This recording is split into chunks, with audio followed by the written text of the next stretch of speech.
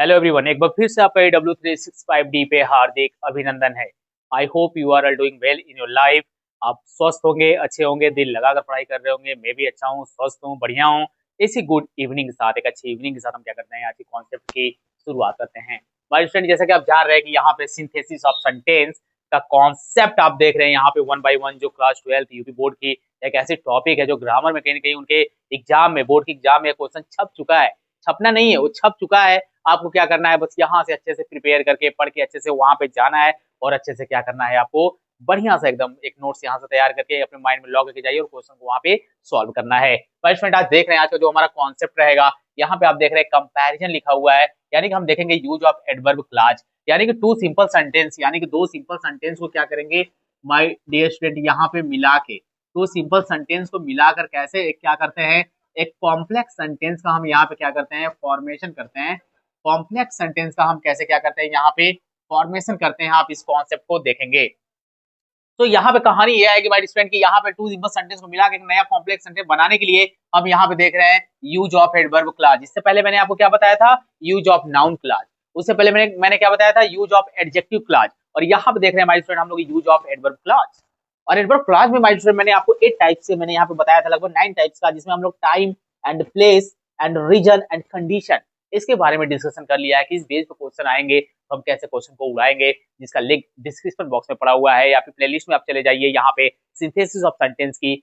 और हर एक क्लास को क्या करिए स्टूडेंट, आप देख डालिए अच्छे से नोट्स बना के, यकीन मानिए एग्जाम इससे बाहर क्वेश्चन आपके आएगा ही नहीं। यहाँ पर स्टूडेंट देखते हैं कि कंपैरिजन जो वर्ड लिखा हुआ है, कॉन्ट्रास्ट जो वर्ड लिखा हुआ है, यहाँ पे कॉन्सेप्ट क्या होगा, यहाँ पे कॉन्सेप्ट क्या होगा। अगर आप कॉन्सेप्ट यहाँ पे एक बार देख गए, पहला आपका है माय स्टूडेंट आपका कंपैरिजन का, और यहाँ पे एक चीज याद रखिएगा, दूसरा आपका है माय स्टूडेंट यहाँ पे कॉन्ट्रास्ट का, यहाँ पे आपका कॉन्ट्रास्ट का है। और यहाँ माय स्टूडेंट अगर आप ये दोनों चीज देख जाते हैं, अच्छे से कॉन्सेप्ट देख जाते हैं और हिंदी मीनिंग समझ लेते हैं, तो फिर आप क्वेश्चन को उड़ा देंगे, क्योंकि सेंटेंस जो होगा आपका क्या करेगा, फील कराएगा कि भैया मैं कंपैरिजन हूँ, मेरे को कंपेयर आपको करना है। और कंपेयर करने के लिए जो भी आपके एडवर्ब क्लॉज होंगे, जैसे यहाँ पे कंपैरिजन के लिए आपको देन का यूज करना है, सो डॉट डॉट एज, यानी कि सो एज का यूज करना है, एज और एज का यूज करना है, ठीक है।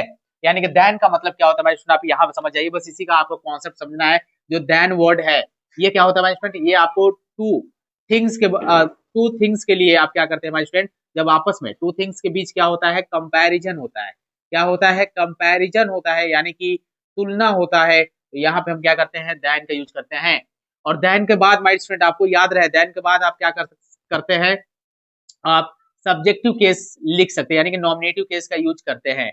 नॉमिनेटिव केस का आप क्या करते हैं, यूज करते हैं। नॉमिनेटिव केस का यूज करने का मतलब माय स्टूडेंट, आप यहाँ पे प्रोनाउन वाला जो पार्ट है आप उसको लिख सकते हैं, यानी कि आप यहाँ पे देन ही लिख सकते हैं, सी लिख सकते हैं, आई लिख सकते हैं, ठीक है। आप इनका यूज क्या कर सकते हैं, कर सकते हैं। समझ में आया क्या, समझ में आया क्या। अच्छा, ये वाला जो पार्ट माय स्टूडेंट जो आप देख रहे हैं ना, ये किसमें मैंने बताया था आपको, डिग्री के कॉन्सेप्ट में बताया था माय स्टूडेंट आपको। ये पॉजिटिव डिग्री के आपका ये पूरा रूल्स वही चलेगा।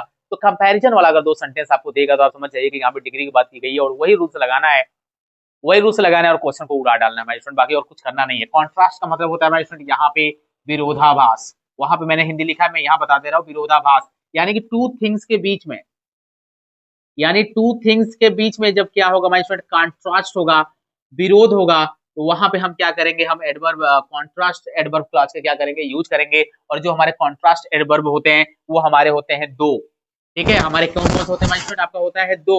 दो का मतलब होता है, आप लिखते चलिएगा, यद्यपि, क्या होता है, यद्यपि होता है। और उसके बाद आपका क्या होता है, ऑल्दो, आपका क्या होता है, ऑल्दो, ठीक है। ऑल्दो का मतलब होता है माय स्टूडेंट आपका हालांकि, क्या होता है, हालांकि, ठीक है। ये हिंदी आप नोट करते रहेंगे। इवन इफ का मतलब होता है माय स्टूडेंट, इवन इफ का मतलब होता है भले ही, क्या होता है, भले ही। अब जैसी आपकी सेंटेंस की मीनिंग आएगी, आप वैसे क्वेश्चन को तोड़ दीजिएगा, तोड़ दीजिएगा, मजा आएगा, ठीक है। और बल्ले बल्ले आप डांस भी कर लीजिएगा। लेकिन मैं कहानी ये थोड़ा यहाँ से ये आएगी कि जब आप पढ़ाई करते हो ऑनलाइन में, तो देखिए आपके सामने मैं बता दे रहा हूँ, थोड़ी बहुत आपको प्रॉब्लम आती होगी ऑनलाइन वाले प्लेटफॉर्म में, जो सच्चाई में आपके सामने वही ला रहा हूँ।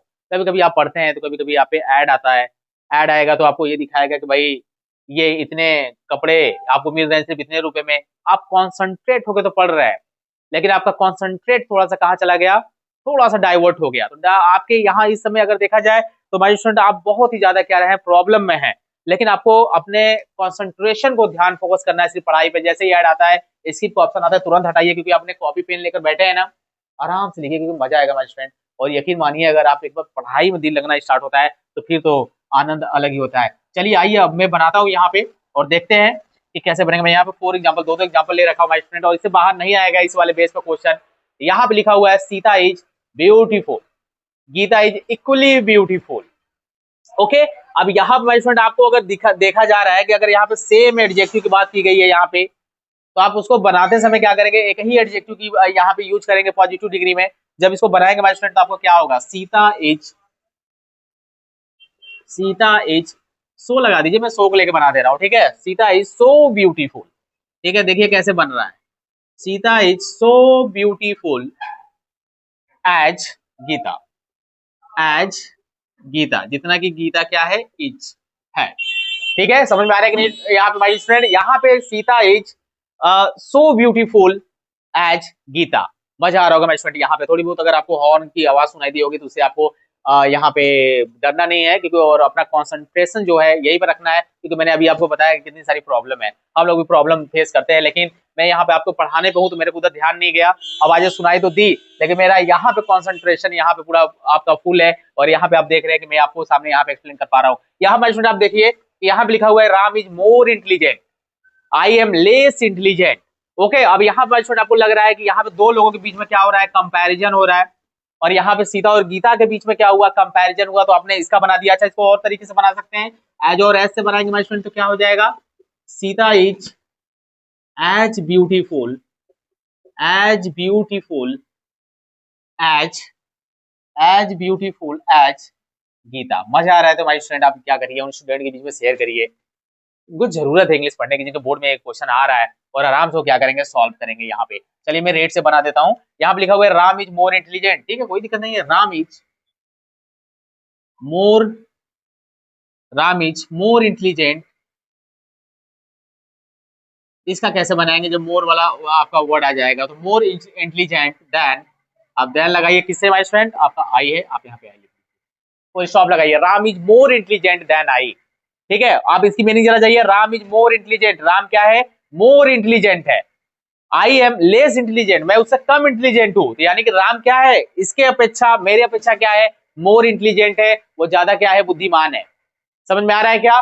जबरदस्त है यहाँ बाय स्टूडेंट आपके लिए ये कॉन्सेप्ट। और यहाँ पे आप देख रहे हैं कि यहाँ पे आपका जो वर्ड है कॉन्ट्रास्ट, और जो कॉन्ट्रास्ट वर्ड है इसमें आपके कौन कौन से एडवर्ब आ रहे हैं, आपके दो आ रहा है, ऑल्दो आ रहा है, और यहाँ पे इवन इफ आ रहा है, जिसका मैंने यहाँ पे एक्सप्लेनेशन कर दिया आपको। यानी कॉन्ट्रास्ट का मतलब होगा कि दो वस्तुओं के बीच में क्या होगा माय स्टूडेंट, यहाँ पे आपका कॉन्ट्रास्ट विरोध दिखाएगा, दोनों वस्तुओं के विपरीत चीजें चलेंगी। एग्जाम्पल समझिए ना, यहाँ पे लिखा हुआ है ही इज पुअर, ठीक है, इसको मैं अच्छे से लिख दे रहा हूँ, नहीं आपको लगेगा सर ये पता नहीं क्या आप लिखे, ठीक है। मैंने यहाँ पे लिखा है ही इज पुअर, वह गरीब है, ही इज ऑनेस्ट, लेकिन वो क्या है, ईमानदार है।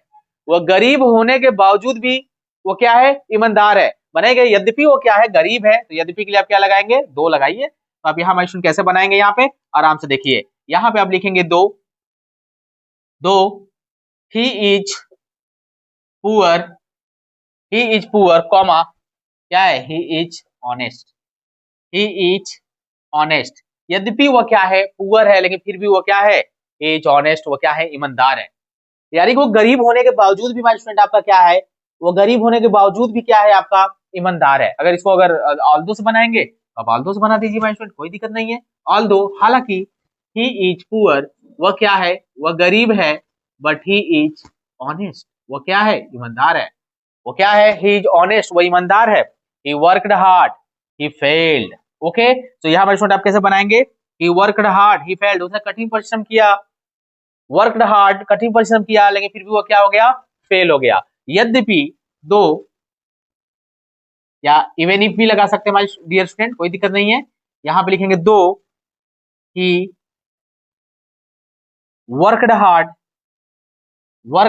Comma, he failed, he failed. बताइए कोई प्रॉब्लम है क्या माय डियर स्टूडेंट, यहाँ पे कोई प्रॉब्लम है क्या आपको, यहाँ पे प्रॉब्लम नहीं आना चाहिए। एक बार अच्छे से देख लीजिए मैंने यहाँ पे कैसे बनाया, आपका बोर्ड कितने सुंदर तरीके से यहाँ पे फील हो जा रहा है। और आपको अगर आप अच्छे से नोट्स अपना बना रहे हैं माय स्टूडेंट ना, तो आपको जरूरत है एक अच्छे से नोट्स बनाने की, क्योंकि कहीं ना कहीं ये क्वेश्चन जो आपके एग्जाम में आते हैं और रुलाते हैं कि कैसे हम सिंथेसिस बनाएंगे, जो बहुत टफ होता है। स्टूडेंट आप कोई भी यूट्यूब पे कहीं सर्च कर लीजिए ना, आप सर्च करिए और शुरू से मेरा क्लास जितना भी मैंने कॉन्सेप्ट बताया सिंथेसिस का, लगभग आपको 15 से 20 लेक्चर मिले होंगे, 15-15-20 मिनट का, 10 मिनट का, 12 मिनट का, इससे ऊपर नहीं है मेरा कॉन्सेप्ट।